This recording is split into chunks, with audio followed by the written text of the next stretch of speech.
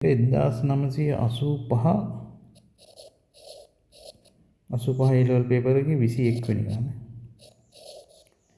දෙකළවරින් සවි කර ඇති තන්තුවක එහි හරි මතින් පෙළවුවට F1 සංකාතයෙන් යුත් මූලික ස්වරය පිට කළේ. මූලිකය. ඊට පස්සේ මෙම තන්තුව වෙනත් ලක්ෂයකින් පෙළවුවට F2 සංකාතයෙන් පළමු උපරිතාණය. එතකොට මූලිකය මෙහෙමනේ එන්නේ.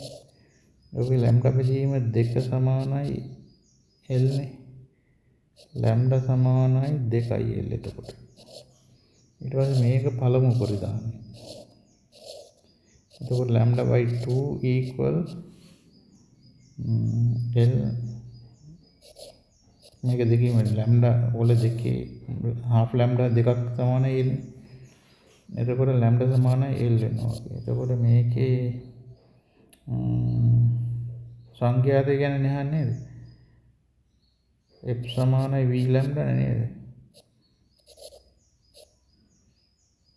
V බෙදීම lambda නේද?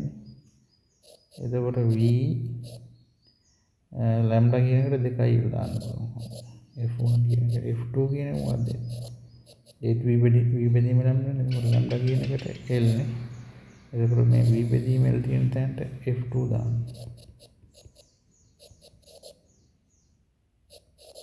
අහන්නේම F2 බෙදීම F1 අනුපාතයනේ. එතකොට F2 බෙදීම F1 සමානයි 2යි නේ. පළවෙනි උත්තරේ.